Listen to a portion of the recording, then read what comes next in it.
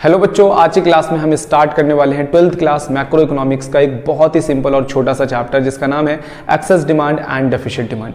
Excess demand और deficit demand जो हमारा चैप्टर है ये हमारा इनकम एंड एम्प्लॉयमेंट वाली जो यूनिट है उसका थर्ड चैप्टर है।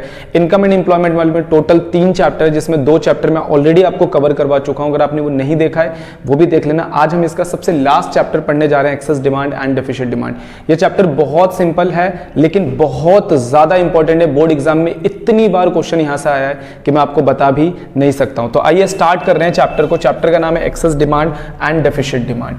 ठीक है, तो एक्सेस डिमांड का मतलब क्या होता है, टॉपिक इसमें चैप्टर में हमें 3 टॉपिक मेनली वैसे पढ़ने हैं। एक्सेस डिमांड क्या होता है, डेफिसिट डिमांड क्या होता है, इसका डायग्राम, सारी चीजें हम इसके बारे में क्लियर करेंगे। उसके बाद एक लास्ट क्वेश्चन और भी है कि एक्सेस डिमांड और डेफिसिट डिमांड अगर मार्केट में आ जाता है तो इसे गवर्नमेंट कैसे रिकवर करती है, तो उसके हम कुछ तरीके भी सीखने वाले हैं। तो बहुत इंपॉर्टेंट चैप्टर है और इतनी बार एग्जाम में आया है भाई, बता भी नहीं सकता मैं आपको।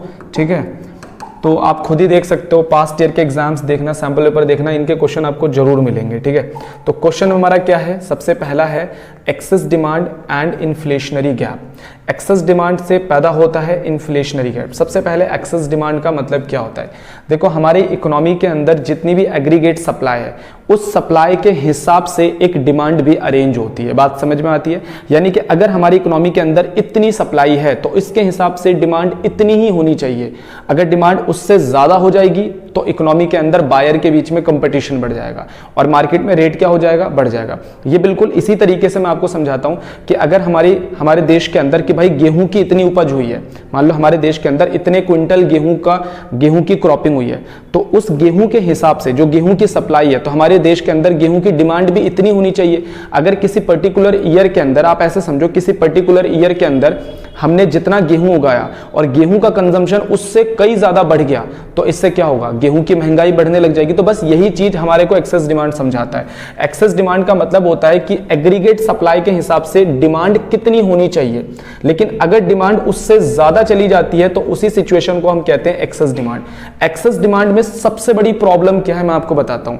एक्सेस डिमांड जैसे ही होता है, मार्केट के अंदर किसी चीज की जितनी सप्लाई है उसके हिसाब से अगर डिमांड बहुत ज्यादा आगे बढ़ती है या डिमांड उससे आगे बढ़ती है तो क्या होता है, बायर के बीच में एक कंपटीशन पैदा होता है किसी भी सामान को खरीदने के लिए। और जब बायर के बीच में कंपटीशन पैदा होता है तो जो सप्लायर है, जो चीज अगर मार्केट के अंदर लिमिटेड है तो उसके रेट क्या होने लगते हैं, बढ़ने लगते हैं। तो एक्सेस डिमांड हमारी इकोनॉमी के अंदर बहुत तेजी से इन्फ्लेशन यानी महंगाई को बढ़ाता है, जिससे जो सैलरी पर्सन लोग होते हैं उनको बहुत ज्यादा दिक्कत जो है देखनी पड़ती है। ठीक है, तो एक्सेस डिमांड या इन्फ्लेशन गैप है क्या है, आइए जरा समझते हैं। सबसे पहले हमारा आ रहा है meaning of excess demand. Excess demand का मतलब क्या होता है, when the actual level of aggregate demand is more than required, यानी इकोनॉमी में जितना एग्रीगेट डिमांड होना चाहिए। भाई अगर इकोनॉमी में सब कुछ सही चले तो एग्रीगेट डिमांड इतना होना चाहिए, लेकिन उससे ज्यादा अगर एग्रीगेट डिमांड हो जाता है तो उसी को हम लोग क्या कहते हैं, एक्सेस डिमांड कहते हैं। मैं आपको इस डायग्राम से समझाने की कोशिश करता हूं। जैसे इकोनॉमी के अंदर मान लो कि हमारी एग्रीगेट सप्लाई ये है, तो एग्रीगेट सप्लाई के हिसाब से ये एग्रीगेट डिमांड होना चाहिए। और अगर यहां पर है तो सब बेस्ट रहेगा, क्योंकि यहां पर एग्रीगेट सप्लाई भी उतनी है, एग्रीगेट डिमांड भी उतनी है, यानी कि जितना सामान इकोनॉमी के अंदर प्रोड्यूस हो रहा है उतना ही सामान इकोनॉमी के अंदर बिकेगा भी, तो फिर तो कोई दिक्कत ही नहीं है। लेकिन दिक्कत कब होती है, जब इकोनॉमी के अंदर एग्रीगेट सप्लाई के हिसाब से एग्रीगेट डिमांड बहुत ज्यादा ऊपर चली जाती है, तो इसको हम लोग क्या कहते हैं, एक्सेस डिमांड। अगर मार्केट के अंदर एग्रीगेट डिमांड इतना होना चाहिए लेकिन उसके हिसाब से ऊपर पहुंच जाता है तो ऐसी सिचुएशन के अंदर मार्केट के अंदर प्राइस बढ़ने लग जाता है। इसीलिए ये जो गैप आता है, इस गैप को हम लोग इन्फ्लेशन गैप भी कहते हैं। तो ये एक्सेस डिमांड का हमारा डायग्राम है। ठीक है, एक्सेस डिमांड का डायग्राम कैसे बनाना है, डिमांड बनाना है, बस एक्सेस डिमांड यानी कि डिमांड को ऊपर कर देना है। ये एग्रीगेट सप्लाई, इसको तो आपको पता ही है, फुल एम्प्लॉयमेंट लेवल हम लोग इसको कह देते हैं। बात समझ में आ गई। तो ये हमारे एक्सेस डिमांड का डायग्राम है, आप ध्यान रख लेना। उसके बाद आ जाता है meaning of inflation gap. Inflation gap का मतलब क्या होता है, इन्फ्लेशन गैप क्यों आता है, जब एक्सेस डिमांड होता है तो मार्केट के अंदर जो एक्सेस डिमांड बढ़ेगा तो उसकी वजह से मार्केट में प्राइसेस बढ़ने शुरू होते हैं, उसको हम लोग क्या कहते हैं, इन्फ्लेशन कहते हैं। ठीक है, तो इसको डेफिनेशन की फॉर्म में कैसे लिखना है, inflationary gap refers to the situation of which the excess demand is equal to the difference between the aggregate demand beyond the full employment and the aggregate demand in full employment equilibrium। कहता है कि अगर aggregate demand अपने full employment से ऊपर जाता है तो उसके बीच का जो डिफरेंस आ जाता है वो हमारा क्या कहलाता है, इन्फ्लेशनरी गैप कहलाता है। क्लियर? तो ये डेफिनेशन आपको याद रखना है इन्फ्लेशन का, और ये डेफिनेशन याद रखना है एक्सेस डिमांड का। अब एक्सेस डिमांड इकोनॉमी के अंदर क्यों होता है, अचानक ऐसा क्यों होता है कि इकोनॉमी के अंदर किसी चीज की डिमांड बहुत तेजी से बढ़ जाती है? पहला, इंक्रीज इन कंजम्पशन एक्सपेंडिचर। अगर इकोनॉमी के अंदर अचानक लोगों का एक्सपेंडिचर बढ़ जाए, अगर अचानक लोगों का एक्सपेंडिचर बढ़ जाए, ठीक है, तो हमारे इकोनॉमी के अंदर एक्सेस डिमांड देखने के लिए मिलता है। अगर लोग अचानक इन्वेस्टमेंट एक्सपेंडिचर को बढ़ा दें, कुल मिलाकर ये कि यार लोगों का खर्चा, गवर्नमेंट का खर्चा, रेस्ट ऑफ द वर्ल्ड का खर्चा अचानक बढ़ेगा। अगर अचानक इकोनॉमी के अंदर गुड्स और सर्विसेज की डिमांड अचानक बढ़ेगी तो वो हमारी प्लानिंग के हिसाब से ऊपर चला जाता है, जिसकी वजह से एक्सेस डिमांड मार्केट में पैदा होता है। Increase in consumption expenditure, increase in investment expenditure, increase in government expenditure, increase in export. तो अगर ये तीनों बढ़ते हैं अचानक तो हमारी इकोनॉमी के अंदर एक्सेस डिमांड का खतरा बन जाता है। क्लियर होता है? तो आपको एक्सेस डिमांड का मतलब समझ में आया। अब जरा समझते हैं एक्सेस डिमांड का क्या इंपैक्ट पड़ता है हमारी इकोनॉमी के अंदर। सबसे पहले एम्प्लॉयमेंट के ऊपर। इकोनॉमी के अंदर पहले से ही फुल एम्प्लॉयमेंट है, तो अगर डिमांड अचानक बढ़ती भी है तो एम्प्लॉयमेंट पे कोई फर्क नहीं पड़ता। फॉर एग्जाम्पल, जो हमारे देश का अगर जैसे फुल एम्प्लॉयमेंट लेवल जो होता है, फुल एम्प्लॉयमेंट का मतलब क्या होता है जरा समझो। फुल एम्प्लॉयमेंट ये सिचुएशन होती है यहां पर सभी लोग इकोनॉमी के अंदर अभी एम्प्लॉयड हैं, सबको एम्प्लॉयमेंट मिला हुआ है। तो अगर डिमांड बढ़ भी जाएगा तो हम लोग एक्स्ट्रा कहां से लेकर आएंगे, ठीक है। तो इसका मतलब ये कि ये जो सिचुएशन है, अगर एग्रीगेट डिमांड बढ़ भी जाता है तो हमारे एम्प्लॉयमेंट लेवल के अंदर कोई भी चेंज नहीं आता, क्योंकि पहले से ही सारे लोग एम्प्लॉयड हैं। Clear? Thus there is the full employment, hence the excess demand does not lead to any increase in the level of employment. Impact on output, ठीक है। देखो, हम ये जो चैप्टर पढ़ रहे हैं ये शॉर्ट टर्म के अंदर पढ़ रहे हैं। शॉर्ट टर्म के अंदर आप सप्लाई में चेंज नहीं कर सकते, ठीक है। मैं इसका एक लाइव एग्जांपल आपको देता हूं। जैसे ना जब कोरोना आया था तो कोरोना आते ही मेडिकल इक्विपमेंट्स की जितनी चीजें थी ना, अचानक मार्केट में उनकी डिमांड बहुत तेजी से बढ़ गई। बहुत सारी मेडिसिन थी, सैनिटाइजर था, बहुत सारी चीजें थी मार्केट के अंदर ना, अचानक इनकी डिमांड रातों रात बढ़ गई और सप्लाई उतनी थी। अब भाई फैक्ट्री वालों को नहीं पता था, लोगों को नहीं पता था कि हमें तैयारी करके रखनी है। मशीन उतनी ही है, लेबर उतनी ही है, स्पेस उतना ही है, सब कुछ उतना ही है, फैक्ट्री उतनी है, और डिमांड अचानक बहुत ज्यादा बढ़ गई। तो उन्होंने पूरी कोशिश भी करी, तब भी वो मार्केट की डिमांड को पूरी नहीं कर पाए, जिसकी वजह से मार्केट में सामान को खरीदने वाले बायर बहुत सारे आ गए, सेलर उतने ही थे, रिसोर्सेज उतने ही थे। तो मार्केट के अंदर चीजों के रेट क्या होने लगे, बढ़ने लगे। आपने देखा होगा जो सैनिटाइजर 100 रुपए का था वो 500-500 रुपए का बिक रहा था, जो मेडिसिन 20 रुपए की बिकती थी वो 500-500 रुपए की बिक रही थी, ठीक है। तो होता है क्या, इंपैक्ट ऑन आउटपुट। आप आउटपुट को नहीं बढ़ा सकते एक्सेस डिमांड के अंदर। Clear? Impact on prices, price बहुत तेजी से बढ़ने लग जाता है, ठीक है। Price tend to rise, competition among the buyer will push the price up. Excess demand में यही तो सबसे बड़ी प्रॉब्लम है। एक्सेस डिमांड जब बढ़ता है मार्केट में, अचानक किसी चीज की डिमांड बढ़ती है तो मार्केट में प्राइस बढ़ना शुरू हो जाता है, जिससे उन लोगों को सबसे ज्यादा दिक्कत होती है जिन जो सैलरी पर्सन लोग होते हैं, क्योंकि उनकी एक्सेस डिमांड की वजह से मार्केट में प्राइस तो बढ़ जाता है लेकिन उनकी इनकम नहीं बढ़ती है, ठीक है। अब एक्सेस डिमांड के बिल्कुल अपोजिट आ जाता है हमारा डेफिसिट डिमांड। डेफिसिट डिमांड की वजह से क्या पैदा होता है इकोनॉमी के अंदर, डिफ्लेशन। सबसे पहले मैं आपको बताता हूं डेफिसिट डिमांड का मतलब क्या है। हमने इकोनॉमी के अंदर अज्यूम करा कि यार इकोनॉमी के अंदर ना इतना डिमांड होना चाहिए। अगर हमें सभी लोग, देखो आपको पता होना चाहिए कि जब तक इकोनॉमी के अंदर प्रोडक्शन नहीं होगा, जब तक इकोनॉमी के अंदर चीजें बनेंगी नहीं, गुड्स सर्विसेज बनेंगी नहीं, तो फिर वो बिकेगा कैसे।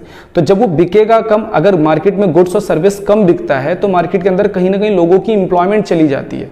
तो आपको याद रखना है कि डेफिसिट डिमांड के अंदर क्या होता है कि इकोनॉमी के अंदर अचानक डिमांड गिरता है, और जब अचानक डिमांड गिरेगा तो गुड्स का प्रोडक्शन गिरेगा। तो गुड्स का प्रोडक्शन गिरने की वजह से जितने भी फैक्ट्री हैं, कारखाने हैं, कंपनियां हैं, उनके पास जो अनसोल्ड स्टॉक है वो बढ़ने लग जाएगा। अब जब अनसोल्ड स्टॉक बढ़ेगा, जब मार्केट में सामान बिक ही नहीं रहा तो हम बनाएं क्यों। तो जब सामान का प्रोडक्शन ही नहीं होगा तो जाहिर सी बात है बहुत सारे लेबर की मार्केट से क्या हो जाएगी, छुट्टी हो जाएगी, फैक्ट्रियों से छुट्टी हो जाएगी, कारखानों से छुट्टी हो जाएगी। तो इसका मतलब यह है कि जिस तरीके से एक्सेस डिमांड मार्केट में महंगाई को बढ़ाता है, इन्फ्लेशन को बढ़ाता है, वैसे ही डेफिसिट डिमांड मार्केट के अंदर अनएम्प्लॉयमेंट को बहुत तेजी से बढ़ाना शुरू कर देता है। क्लियर हो गया? तो ये डेफिसिट डिमांड की दिक्कत होती है। अब आ जाते हैं हम लोग डेफिसिट डिमांड यानी डिफ्लेशनरी गैप आता है। डेफिसिट डिमांड का मतलब क्या है? When the actual aggregate demand is less than the required और plan aggregate demand maintain the full employment level. कह रहा है कि फुल एम्प्लॉयमेंट लेवल को मेंटेन करने के लिए जितना एग्रीगेट डिमांड चाहिए, डेफिनेशन क्या है? फुल एम्प्लॉयमेंट का लेवल मेंटेन करने के लिए जितना एग्रीगेट डिमांड चाहिए, अगर एग्रीगेट डिमांड उससे बिलो पे आ जाता है तो उसको हम लोग क्या कहते हैं? Deficit demand. और डेफिसिट डिमांड की वजह से इकोनॉमी के अंदर क्या पैदा होता है? डिफ्लेशन पैदा होता है। डिफ्लेशन में चीजों के रेट तो भले ही कम हो जाते हैं थोड़े बहुत, यार अगर देखो मार्केट में सामान नहीं बिकेगा तो मार्केट में चीजों के रेट थोड़े बहुत कम होंगे, लेकिन रेट कम होने से फायदा क्या है? जब लोगों को इनकम ही नहीं हो रही, जब इकोनॉमी के अंदर लोग क्या होते जा रहे हैं? अनएम्प्लॉयमेंट का शिकार होते जा रहे हैं। बात समझ में आ गई? तो ये हमारा डायग्राम है। आपको एग्रीगेट सप्लाई बनाना है, एग्रीगेट डिमांड को सिर्फ नीचे करके दिखा देना। ये ई पॉइंट था, ये E1 आ जाएगा नया पॉइंट। क्लियर हो गया? बस ये डायग्राम देख लेना डेफिसिट डिमांड में। आ जाता है डिफ्लेशनरी गैप का मतलब क्या होता है? वही उल्टा हो जाएगा। Deflationary gap refer to the situation है। क्या है? ये कहता है deficient demand, it is the shortfall in the aggregate demand. कह रहे हैं जब एग्रीगेट डिमांड का शॉर्टफॉल होता है, एग्रीगेट डिमांड कम हो जाता है from the level of required to maintain the full employment. Full employment को मेंटेन करने के लिए जो एग्रीगेट डिमांड चाहिए, जब वो शॉर्टफॉल हो जाता है तो उसकी वजह से जो आने वाला गैप है इकोनॉमी के अंदर, वो हमारा क्या कहलाता है? Deficit demand. यानी कि अब इक्विलिब्रियम शॉर्टफॉल पे आ गया, यानी कि इक्विलिब्रियम एग्रीगेट डिमांड जितना चाहिए उससे कम पर आ गया है। बात समझ में आ गई? ठीक है, तो ये मैंने आपको बता दिया कि डिफ्लेशनरी गैप का मतलब क्या होता है। डेफिसिट डिमांड आ जाता है, ये डेफिनेशन आप लिखोगे। उसका जस्ट अपोजिट हो जाता है एक्सेस डिमांड का। एक्सेस डिमांड के रीजन में क्या था? एक्सेस डिमांड में क्या था कि सबका खर्चा बढ़ रहा है, ठीक है, तो यहां पर क्या होगा? सबका खर्चा कम होगा। Decrease in the consumption expenditure, लोगों का खर्चा कम हो रहा है, इन्वेस्टमेंट का खर्चा कम हो रहा है, गवर्नमेंट का खर्चा कम हो रहा है, एक्सपोर्ट पे कम खर्चा हो रहा है। तो ये सारी चीजें इकोनॉमी के अंदर जब अचानक कोई भी सेक्टर, देखो 4 सेक्टर से हमारी इकोनॉमी बनती है। अगर हाउस होल्ड अपना खर्चा तुरंत कम कर दे, है ना, अगर गवर्नमेंट अपना खर्चा तुरंत कम कर दे, अगर एक्सपोर्ट वाले या जो प्रोड्यूसर सेक्टर है वो अपना खर्चा अचानक कम कर दे, तो मार्केट के अंदर अचानक क्या हो जाएगा? डेफिसिट डिमांड आना शुरू हो जाएगा। क्लियर हो गया? तो आप समझते हैं impact of deficit demand. Deficit demand का क्या इंपैक्ट है इकोनॉमी के अंदर? इंपैक्ट ऑन एम्प्लॉयमेंट, एम्प्लॉयमेंट गिर जाएगा क्योंकि डेफिसिट डिमांड की वजह से प्रोडक्शन कम होगा, और प्रोडक्शन कम होगा, फैक्ट्री कारखानों में काम कम हो जाएगा, और काम कम होने की वजह से बहुत सारे लेबर्स की जॉब चली जाएगी। इंपैक्ट ऑन आउटपुट, आउटपुट भी गिरेगा, ठीक है, जब मार्केट में सामान बनेगा, बिकेगा ही नहीं तो बनेगा क्यों, ठीक है। इंपैक्ट ऑन प्राइस, हाँ प्राइस हल्का फुल्का कम हो जाता है डेफिसिट डिमांड के अंदर, प्राइस कम होता है, लेकिन इस प्राइस के कम होने का फायदा ही क्या है जब इकोनॉमी के अंदर लोग ही अनएम्प्लॉयमेंट हो गए। बात समझ में आ गई? तो ये मैंने आपको बता दिया इंपैक्ट ऑन डेफिसिट डिमांड का इंपैक्ट क्या होता है हमारी इकोनॉमी के अंदर। क्लियर होता है? अब एक बहुत बढ़िया क्वेश्चन आता है, यही क्वेश्चन एग्जाम में बहुत बार पूछा जाता है कि अगर इकोनॉमी के अंदर, सुनो, अगर हमारी इकोनॉमी के अंदर एक्सेस डिमांड या डेफिसिट डिमांड आ जाता है तो ये दोनों ही सिचुएशन ऐसी है जो देश के अंदर आग लगा सकती है। मतलब कि है कि इन दोनों टॉपिक के अंदर, इन दोनों बातों के अंदर वो पावर है, एक्सेस डिमांड और डेफिसिट डिमांड में वो पावर है कि ये बड़ी से बड़ी गवर्नमेंट को भी गिराने की पावर रखती है। एक्सेस डिमांड में क्या होता है, सारी चीजों के रेट बढ़ने शुरू होते हैं। जब रेट बढ़ने शुरू होते हैं ना तो गवर्नमेंट बहुत चिंता में आ जाती है, क्योंकि गवर्नमेंट को पता है कि इतनी तेजी से रेट बढ़ रहे हैं, कोई भी गरीब बंदा अगले इलेक्शन में हमारे को वोट नहीं देगा, ठीक है।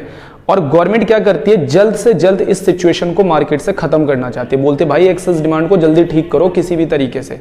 अपनी सारी जितनी भी फाइनेंस की टीम होती है गवर्नमेंट को, सबको बुला लेते हैं और बोलते भाई कुछ पॉलिसी बनाओ, कुछ भी करो जो महंगाई धीरे धीरे कम हो जाए, ठीक है। और दूसरा डेफिसिट डिमांड पे आते हैं। डेफिसिट डिमांड में प्रोडक्शन इतना ज्यादा कम है, काम इतना मार्केट में कम है कि लोगों को एम्प्लॉयमेंट ही नहीं मिल रहा है। अब एम्प्लॉयमेंट नहीं मिलने का मतलब भी क्या है, लोग परेशान होंगे, लोगों के पास जॉब नहीं होगी, तो जॉब नहीं होगी तो लोग आंदोलन करेंगे सरकार के खिलाफ, दिक्कत होगी सरकार को। फिर सरकार सोचेगी यार अगले इलेक्शन में तो हम हार जाएंगे, तो सरकार सोचती है कि भाई मार्केट में ना तो एक्सेस डिमांड आना चाहिए ना ही डेफिशिट डिमांड आनी चाहिए। दोनों मुद्दों से गवर्नमेंट बहुत ज्यादा डरती है। तो जब भी ये दो सिचुएशन हमारी इकोनॉमी में होती है ना, तो गवर्नमेंट अपने सारे हाथ पैर मारती है कि भाई किसी तरीके से इसे ठीक कर दिया जाए। देखो, एक्सेस डिमांड और डेफिशिट डिमांड को ठीक करने के लिए गवर्नमेंट दो तरीके से काम करती है। एक होता है गवर्नमेंट की फिजिकल पॉलिसी, क्लियर, जो गवर्नमेंट खुद ही उठाती है, फिस्कल पॉलिसी गवर्नमेंट खुद उठाती है, ठीक है। और एक होती है गवर्नमेंट की monetary policy. Monetary policy government किससे करवाती है? आरबीआई से करवाती है। बात समझ में आ गई? आरबीआई दो कदम उठाती है, एक होता है क्वांटिटेटिव मेजर और एक होता है हमारा क्वालिटेटिव मेजर। क्लियर हो गया? जब भी मार्केट के अंदर एक्सेस डिमांड या डेफिशिट डिमांड आती है तो ये दोनों ही गवर्नमेंट के लिए बहुत ही खतरनाक सिचुएशन होती है और गवर्नमेंट जल्द से जल्द इस सिचुएशन को ठीक करना चाहती है। और गवर्नमेंट इसके लिए दो तरीके से कदम उठा सकती है। या तो गवर्नमेंट खुद कुछ ऐसा कर दे कि ये सिचुएशन ठीक हो जाए। अगर गवर्नमेंट खुद करती है तो इसको हम फिजिकल पॉलिसी में डाल देंगे, और गवर्नमेंट आरबीआई से करवाती है तो उसको हम मॉनेटरी पॉलिसी में डाल देंगे। अच्छा, गवर्नमेंट खुद क्या कर सकती है? यार देखो, गवर्नमेंट के पास दो चीजें। हमारी इंडियन गवर्नमेंट इकोनॉमी के अंदर से बहुत सारा पैसा अपनी इनकम के रूप में कलेक्ट करती है। गवर्नमेंट बहुत सारा टैक्स लेती है, फीस लेती है, पेनल्टीज लेती है। गवर्नमेंट ना बहुत सारे, गवर्नमेंट के पास अपने इनकम के बहुत सारे सोर्सेज हैं। तो गवर्नमेंट अपनी उस इनकम को बढ़ाकर और घटाकर उस सिचुएशन को ठीक कर सकती है। दूसरा, गवर्नमेंट ना बहुत सारा पैसा इकोनॉमी पे खर्च भी करती है। हॉस्पिटल्स पे खर्च कर रही है, बड़े बड़े कंस्ट्रक्शन साइट्स पे खर्च कर रही है, और इसके अलावा स्कूल्स चला रही है, इसके अलावा बहुत सारा इंफ्रास्ट्रक्चर पे खर्च कर रही है। तो गवर्नमेंट ना खर्चा भी बहुत सारा करती है। तो गवर्नमेंट अपने खर्चे को बढ़ाकर और घटाकर भी एक्सेस डिमांड और डेफिशिट डिमांड को ठीक कर सकती है। सबसे पहले ना आपको यह समझना चाहिए कि ये जो एक्सेस डिमांड होता है, ये जो एक्सेस डिमांड होता है, इसमें लोगों के पास पैसा ज्यादा होता है कम होता है? एक्सेस डिमांड में ना लोगों के पास पैसा बहुत होता है। पैसा बहुत होता है, बहुत मतलब ज्यादा होता है भाई, ठीक है। लोग एक्सेस डिमांड, मार्केट में लोग डिमांड अचानक कब बढ़ाएंगे? मैं कह रहा हूं, आप डिमांड अचानक कब बढ़ाओगे? जब आपके पास पैसा होगा, ठीक है। तो मार्केट में जब हमारे चारों सेक्टर के पास पैसा बढ़ जाता है, जब चारों सेक्टर की परचेजिंग पावर बढ़ती है, तो मार्केट में एक्सेस डिमांड आता है। तो कुल मिलाकर यह कि अगर एक्सेस डिमांड में लोगों के पास जो ये एक्स्ट्रा पैसा है, इसको छीन लिया जाए किसी तरीके से भी, छीनने का मतलब ये नहीं गवर्नमेंट जाएगी उनके हाथ से छीन लेगी, ये तरीका थोड़ी है। छीनने का मतलब यह है कि किसी भी तरीके से इनके परचेजिंग पावर डाउन कर दी जाए, इनके पास का ये पैसा निकलवा दिया जाए, तो एक्सेस डिमांड को ठीक किया जा सकता है, ठीक है। और डेफिशिट डिमांड में क्या है? डेफिशिट डिमांड में लोगों के हाथ में पैसा ही नहीं है भाई। डेफिशिट डिमांड में लोगों के हाथ में पैसा ही नहीं है। तो यहां पर लोगों के पास पैसा नहीं है। तो अगर डेफिशिट डिमांड को आपको ठीक करना है, तो आप लोगों के पास पैसा नहीं, तो किसी भी तरीके से लोगों की इनकम बढ़ा दो, डेफिशिट डिमांड ठीक हो जाएगा। क्लियर? आपको पहले तो ये पता होना चाहिए कि यार एक्सेस डिमांड मार्केट में आता कब है और डेफिशिट डिमांड कब आता है, तभी आप इस क्वेश्चन को अच्छी तरीके से समझ पाओगे। हालांकि मनी बैंकिंग में भी ये चैप्टर, ये वाला टॉपिक था, ठीक है। अब देखो, सबसे पहला तरीका है गवर्नमेंट का। गवर्नमेंट सबसे पहले अपने रेवेन्यू मतलब गवर्नमेंट की इनकम है। गवर्नमेंट की इनकम क्या होती है? टैक्सेस, पब्लिक डेट, ठीक है। इसके अलावा डेफिशिट फाइनेंसिंग, नए नोट छपवाना। अब देखो, एक्सेस डिमांड के अंदर लोगों के हाथ में पैसा ज्यादा होता है। यहां पर ना लोगों के हाथ में बहुत पैसा है, तभी तो लोग एक्सेस डिमांड कर रहे हैं। अब गवर्नमेंट क्या करती है? एक्सेस डिमांड के अंदर गवर्नमेंट ना अपने टैक्स को इंक्रीज करती है। टैक्स को, लोगों के ऊपर जो टैक्स लगेगा वो ज्यादा लगेगा। अब जब लोगों के ऊपर टैक्स ज्यादा लगेगा, तो लोगों का बहुत सारा एक्स्ट्रा पैसा किसकी जेब में आएगा? सरकार की जेब में। और लोगों के पास पैसा कम बचेगा, और जब लोगों के पास पैसा कम बचेगा तो लोगों की परचेजिंग पावर डाउन होगी। परचेजिंग पावर डाउन होगी तो लोग मार्केट में कम सामान खरीदेंगे। इसका मतलब यह है कि एक्सेस डिमांड में गवर्नमेंट को टैक्स के रूप में अपनी इनकम को इंक्रीज कर देना चाहिए। और सेम डेफिशिट डिमांड में लोगों के हाथ में पैसा नहीं है, तो गवर्नमेंट टैक्स को क्या कर देगी? डिक्रीज कर देगी, जिससे लोगों के हाथ में अब पैसा ज्यादा बचेगा। पब्लिक डेट का मतलब होता है जनता से लोन लेना। सरकार क्या करती है? जब एक्सेस डिमांड होता है ना, तो लोगों को कुछ ना कुछ बेचकर, जैसे सिक्योरिटी बेच दिया, बॉन्ड बेच दिया, और उनके पैसे खींचने की कोशिश करती है, ठीक है, उनको लालच देकर। तो इस केस में सरकार क्या करती है? अपने पब्लिक डेट को बढ़ाने की कोशिश करती है, यानी उनसे ज्यादा लोन ले लेती है, और इस केस में पब्लिक डेट को कम करने की कोशिश करती है। डेफिशिट फाइनेंसिंग, अगर इकोनॉमी के अंदर बहुत सारा पैसा है, एक्सेस डिमांड में इकोनॉमी में बहुत सारा पैसा होता है, तो सरकार इस सिचुएशन में नए नोट को छापना कम कर देती है, क्योंकि अगर सरकार बहुत सारे नए नोट छापेगी तो इकोनॉमी में और पैसा जाएगा, और इकोनॉमी में और पैसा जाएगा, लोगों के पास पैसा आएगा, लोग और परचेजिंग पावर इंक्रीज कर लेंगे अपनी, और डिमांड ज्यादा करेंगे। तो डेफिसिट फाइनेंसिंग का मतलब होता है नए नोट को प्रिंट करना, नई करेंसी प्रिंट करना। तो एक्सेस डिमांड में गवर्नमेंट नई करेंसीज को प्रिंट करना कम कर देती है, और डेफिसिट डिमांड के अंदर नई करेंसी को प्रिंट करना ज्यादा कर देती है। बोलो क्लियर हुआ? अब आ जाते हैं related to government expenditure. Government का खर्चा जनता की इनकम होती है। अगर गवर्नमेंट पैसा खर्च करती है ना, जैसे गवर्नमेंट ने एक ब्रिज बनवाया, ब्रिज के ऊपर 100 करोड़ रुपए खर्च करें, तो वो 100 करोड़ रुपए इकोनॉमी में इंजीनियर के पास, वर्कर के पास, लेबर के पास, सप्लायर के पास डिस्ट्रीब्यूट हो जाएगा। तो गवर्नमेंट का खर्चा लोगों की इनकम। अगर इकोनॉमी में एक्सेस डिमांड है, लोगों के पास ऑलरेडी बहुत पैसा है, और गवर्नमेंट दे दनादन क्या करे जा रही है, प्रोजेक्ट लाई जा रही है और खर्चा करे जा रही है, इससे लोगों के पास और पैसा पहुंचेगा, और पैसा पहुंचेगा इकोनॉमी में, क्या होगा, इकोनॉमी के अंदर इन्फ्लेशन बढ़ने लग जाएगा। तो इसका मतलब यह है कि गवर्नमेंट को अपना खर्चा कम कर देना चाहिए एक्सेस डिमांड में, जिससे लोगों के पास कम पैसा पहुंचेगा। और डेफिसिट डिमांड में सरकार को खुल के खर्च करना चाहिए, जितना सरकार खर्च करेगी लोगों के हाथ में पैसा पहुंचेगा, लोग डिमांड को ज्यादा करना शुरू कर देंगे। तो ये तो था गवर्नमेंट से रिलेटेड पोर्शन। तो फिस्कल पॉलिसी के अंदर गवर्नमेंट अपनी इनकम और गवर्नमेंट अपने खर्चों की मदद से मार्केट के अंदर एक्सेस डिमांड और डेफिसिट डिमांड को कंट्रोल करने का काम करती है। क्लियर हो गया? तो ये तो हो गया गवर्नमेंट वाला पोर्शन, ठीक है। उसके बाद आ जाते हैं हम लोग मॉनेटरी पॉलिसी पे। मॉनेटरी पॉलिसी कौन अपनाता है? आरबीआई अपनाता है। अब आरबीआई दो तरीके से गवर्नमेंट, अब देखो कई बार ना government excess demand deficit demand को ठीक नहीं कर पाती। अब मोदी जी ने फोन कर दिया आरबीआई के गवर्नर को, शक्ति जी को, कि सर मैंने तो सब कुछ बढ़ा घटा लिया, मेरे से एक्सेस डिमांड ठीक नहीं हो रहा, या मेरे से डेफिसिट डिमांड ठीक नहीं हो रहा, अब आप ही देखो, अब आप कुछ कर सकते हो। तो अब जैसे उनके पास फोन जाएगा, देखो आरबीआई के पास दो हथियार है। पहला क्वांटिटेटिव मेजर, ठीक है, दूसरा क्वालिटेटिव मेजर।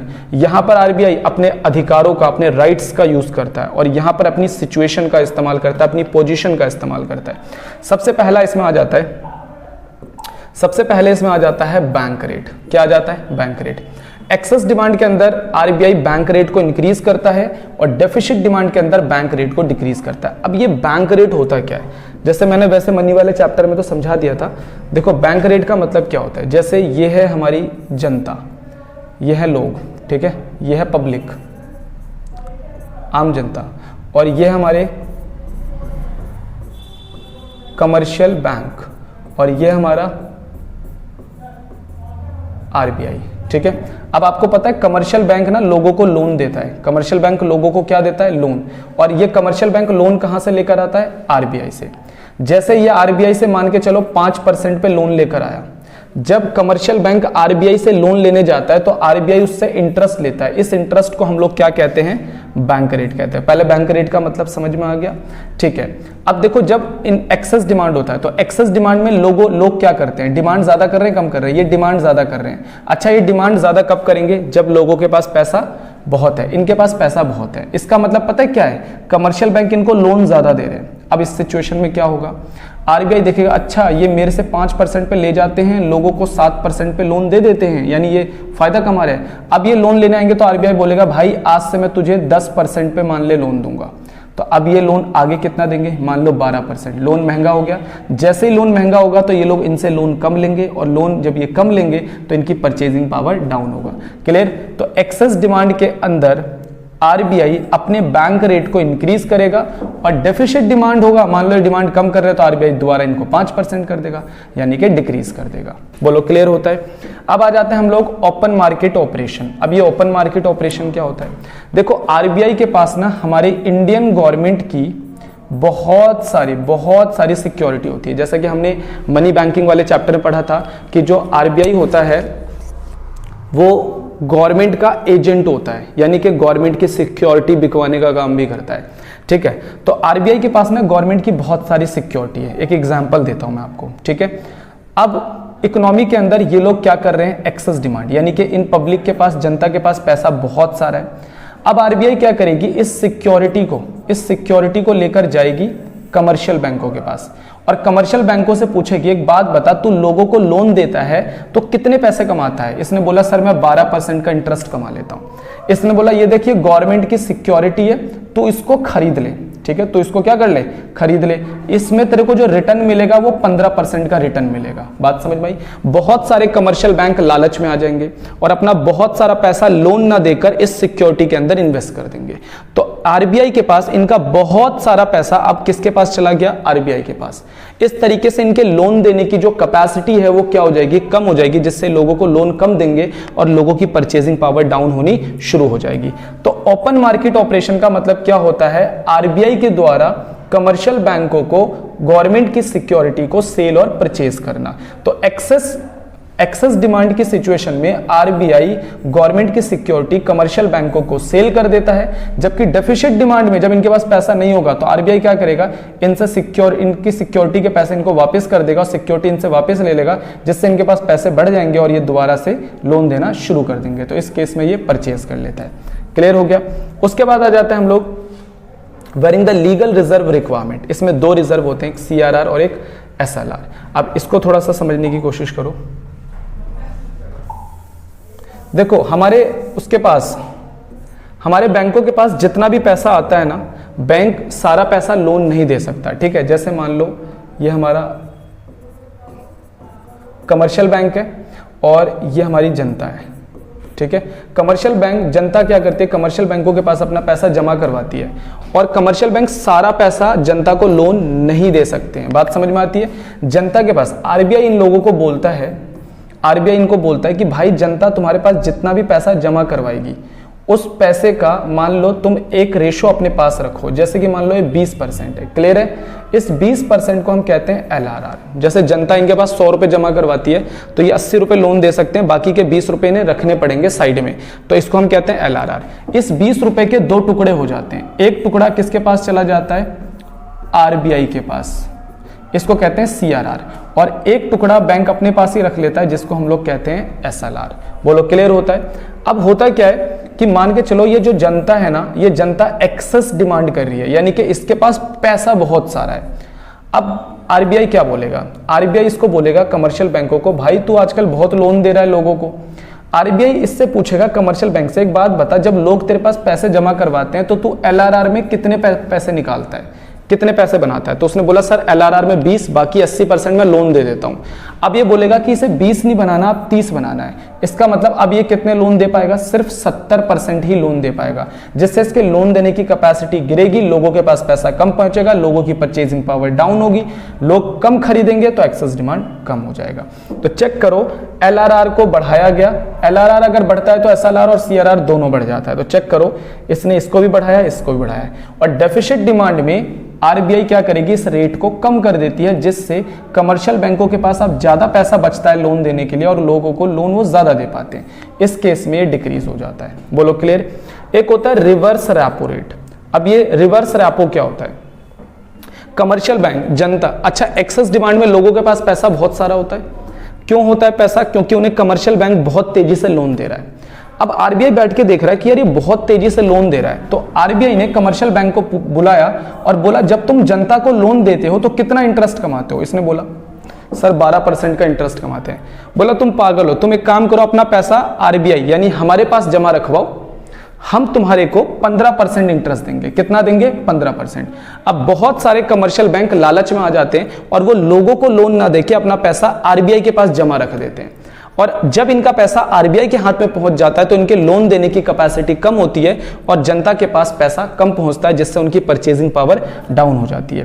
तो रिवर्स रेपो रेट में आपने चेक करा होगा कि रिवर्स रेपो रेट में गवर्नमेंट क्या करती है? रिवर्स रेपो रेट को बढ़ाती है एक्सेस डिमांड में, ताकि कमर्शियल बैंक को लालच मिल जाए, और डेफिसिट डिमांड में कम करती है, जिससे कमर्शियल बैंक आरबीआई की जगह लोगों को लोन देना पसंद करते हैं, जिससे लोगों के पास पैसा बढ़ने लग जाता है। बोलो इतनी बात आपको समझ में आ गई होगी? ठीक है, तो आरबीआई के द्वारा उठाया गया क्वांटिटेटिव मेजर इस तरीके से, ये मैंने आपको समझाने के लिए करा है, लेकिन अदरवाइज एग्जाम के अंदर आता है तो आप कैसे लिखोगे? देखो एग्जाम के अंदर मैंने एक एक करके एक्सप्लेन करा हुआ है। सबसे पहले बैंक रेट या डिस्काउंट रेट क्या होता है, एक्सेस डिमांड में क्या करना है, ठीक है, उसके बाद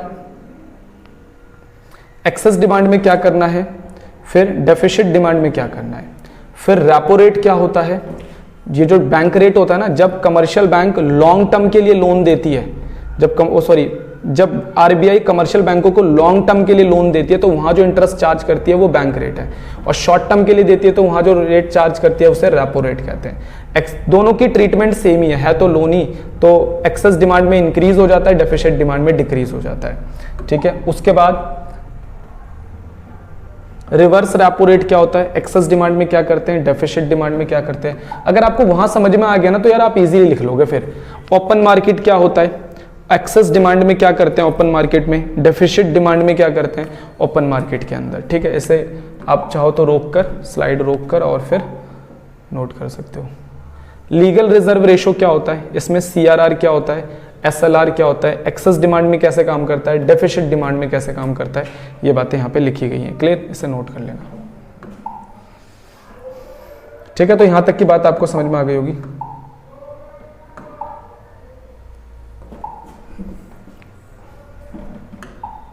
अब एक चीज लास्ट वाला जो है उसको समझ लेते हैं एक बार।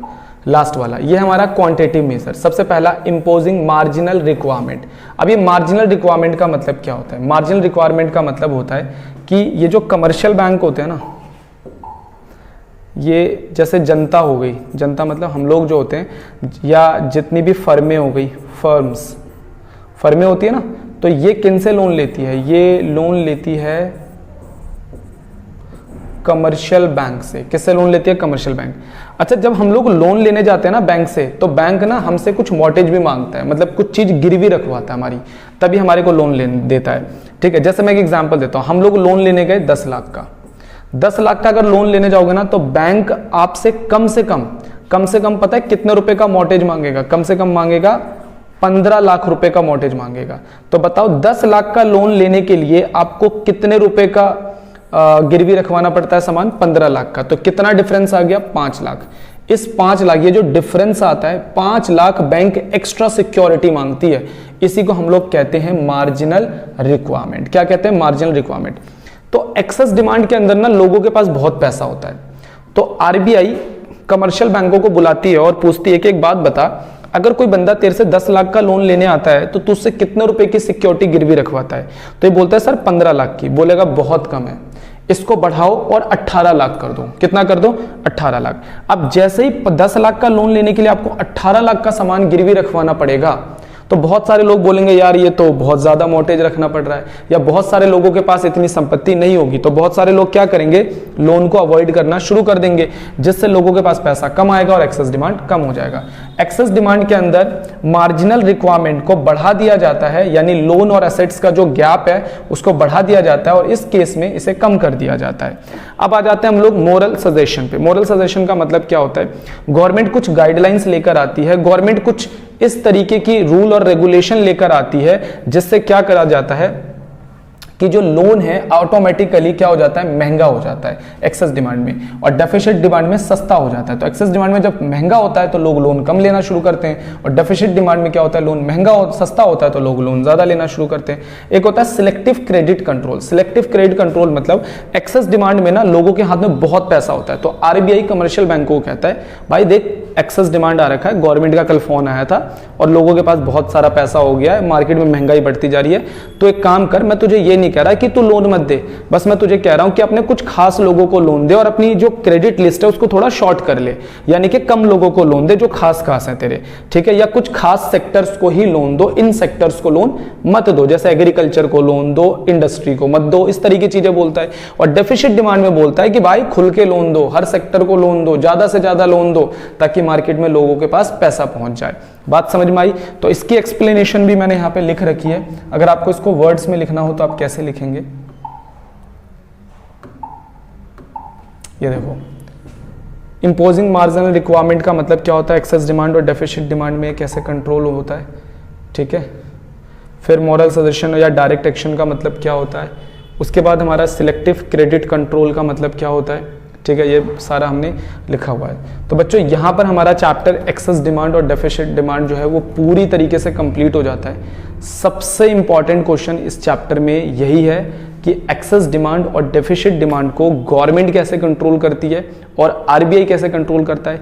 गवर्नमेंट जो कंट्रोल करती है उस पॉलिसी का नाम क्या है, आरबीआई जो कंट्रोल करती है उस पॉलिसी का नाम क्या है। सारे नहीं पूछेगा, वो आपसे बोल देगा, बैंक रेट दे देगा, बोलेगा बताओ इसको कैसे, इसकी मदद से कैसे ठीक करेंगे, या लीगल रिजर्व रेशो दे देगा, या आपको रिवर्स रेपो रेट दे देगा और बोलेगा कैसे ठीक करेंगे, या बोलेगा गवर्नमेंट अपनी इनकम और एक्सपेंडिचर से कैसे ठीक करेगी एक्सेस डिमांड डेफिसिट डिमांड।